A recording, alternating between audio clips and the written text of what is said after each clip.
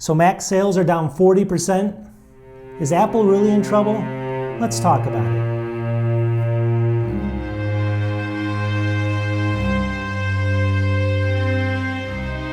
Welcome back to the channel. So what we're going to do today is, you hear all these articles coming out, and you've probably heard this before. It's been in the news a lot. Take a look over here at my screen. Here's Ars Technica. Basically, Apple sales down 40%. They all get the same talking points. The next one over here, CNBC, down 40%. Apple sales, worse than major rivals. All right, there's another one. And then finally over here, AI, Apple Insider. Mac shipments collapse 40%. So it's a good story to latch onto. But is Apple really in trouble? So there's a lot of different things going on here. And I want to kind of set up the video, but I'm going to kind of take a different approach. I'm going to give you basically 3 different things that are more common that all these people are reporting on and why Apple sales are down so much compared to the competition. And then I'm going to give you a different take on it. And I'm going to talk a little bit more about, obviously the thing that I really think is happening here and why Apple's more down than the other ones, as far as the PCs, as Windows PCs. And then I'm also going to say, what does this mean for Apple in the future, right? What does it mean for their future sales? Is it going to be bad for their lineup? And then at the very, very end, I'm going to give you kind of a silver lining on all this and why it could actually help Apple, or not really help Apple, but help us get better products. So stay tuned, sit back, let's get into this. It says basically, all the computers overall have plummeted overall to 56.9 million in this quarter shipped. So overall, the actual number of systems shipping across even Windows PCs is falling. But basically, everyone else has got maybe around a 30% decrease. And then it says Apple's got a 40% decrease, which is weird. And then HP actually has the least at 24.2. There went down 24.2. That's a decrease as well. But why is Apple double that? That's the question. All right, number one, the pandemic boom is over, right? Everyone had, during 2000 to 2002, everyone started working from home. Everyone had to update their systems that couldn't really unplug their desktops. Some people never even went back to the office, and all of a sudden they needed computers, right? So all those computers that needed to be purchased during the pandemic boom were bought during this period.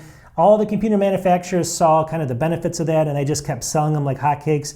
But that period's over, and people now have those computers and they're working from home, and that's one of the big reasons why that's kind of dropped off, and that's going to definitely take a big chunk out of what was kind of a couple years ago as far as all those sales.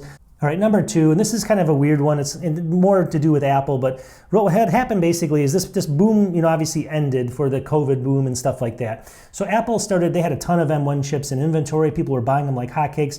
Then they had this downturn, and they had a big kind of all these things bunch up at the end, and they kind of anticipated, hey, we're going to have a lot of systems here. So they kind of made less M2 processors to try to get rid of the M1 processors. So as you noticed, there wasn't as many M2 things coming out. People weren't buying them as much, but really it was just hard to get some of the very specific models on the M2. Like if you wanted 48 gigs of RAM and 2 terabytes, it was a longer time frame to get that.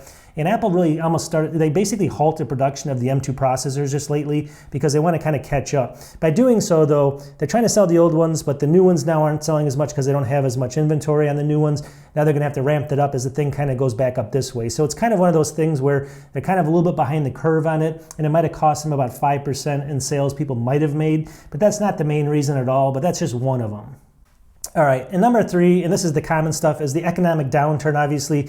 We all know that the economy is really bad right now, or it's going to be bad pretty soon. We have hotspots in Ukraine and Russia. China is kind of circling Taiwan. These things make people worried. And then we have this new AI thing coming out, which is basically as big as the internet coming out way back in the 1990s. So this is a huge thing. People are worried about their jobs. In fact, AI is already taking their jobs.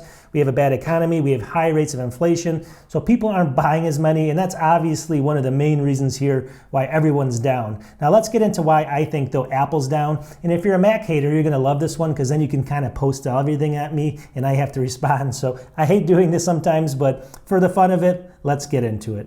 All right.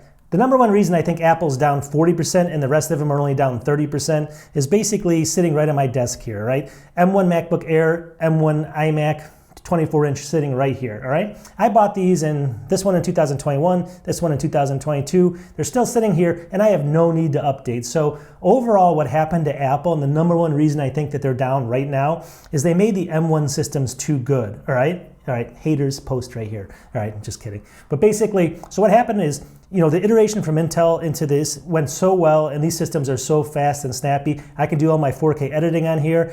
This thing's perfect for all my work stuff, and I don't have any need to upgrade. They went to the M2 models. Actually, let's step back. They made the 14 and 16 inch also super high powered with the high powered chips in them. And then they started making the M2, right? But the M2 barely, it maybe had 10 or 15% increase in speed.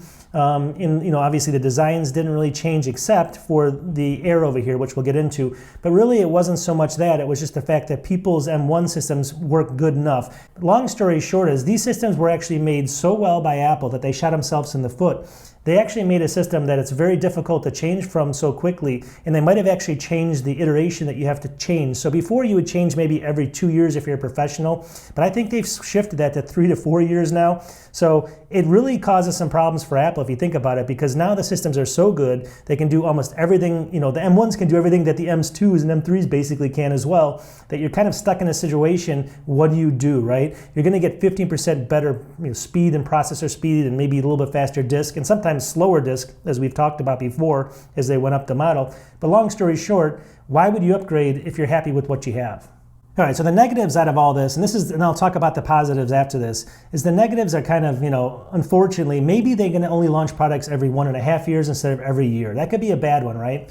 Maybe Apple then also is going to get rid of certain models. Like maybe they don't need the Mac Studio, they only need the Mac Mini. Maybe they'll make it a little faster and they'll get rid of the Mac Studio or vice versa. That could be really bad as well. But even worse is they're probably going to get rid of some things that don't sell at their top of their line. Maybe all iMacs. I mean, we already know they got rid of basically the 27-inch iMac, but imagine if they got rid of all iMacs, the iconic iMac. I mean, come on, Apple, you can't do that to us, can you? But they probably might, and they probably will. So we have to be worried about this. At least, are they going to make the 27-inch? I doubt it, but are they going to make even the 27-inch iMac Pro? I don't know. We don't know at this point because of what's happened here. Things are too good for, if you bought an M1 14-inch, or a 16-inch, those things are so fast. They were beating the M2s, the lower end M2s in a lot of cases. And so why would you upgrade there? There's no reason to do it. And that's one of the big problems here. So overall, this could hurt Apple with getting rid of some of their lineup or actually just making the iterations of models take longer.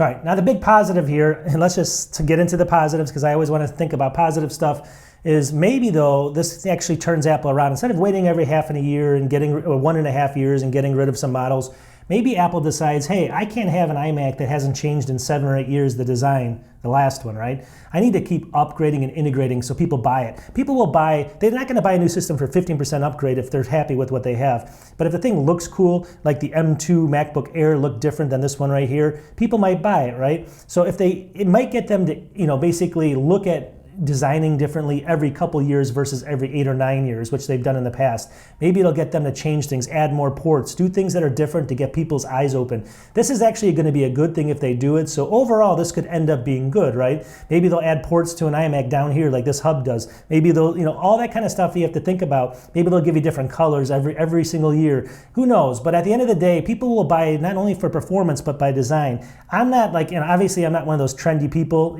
as you can see what I wear, but basically, people are in a lot of cases and they want the best and, my friend has this cool thing. That's basically what Apple may have to do, which gives people more options in the end. So they could go either direction here. All right, so I hope this helps everybody understand why they're 40% down and more than the competition is because I think they made their stuff too good and they didn't anticipate people weren't going to upgrade. And that's what it comes down to, that 10 or 15%. I think Apple would only be down like 15% if they made crappy stuff and then they made good stuff. The M2 is way better than the M1 because people would have upgraded, right? I don't think Apple's in trouble. I think, again, this could end up being good for them if they come out, if it makes them, forces them to be, come up with new designs and stuff on a quicker iteration than they've done in the past. Because we all know waiting 8 years for an iMac to change is no good, right? We want it maybe every 3 or 4 years at the very least. So let me know what you guys think in the comment, and girls, let me know what you guys think. And again, the haters can post, but please keep it sane, all right? I mean, I hate the comments where people are just like, it makes me hate, just doing this when I get comments that are like so nasty. But you can, I'll talk to you if you just say stuff that's reasonable and we can, just agree to disagree on stuff. Just post it and I'll be happy to talk about it. So we'll talk to everybody soon, and I hope you guys like these videos. Peace.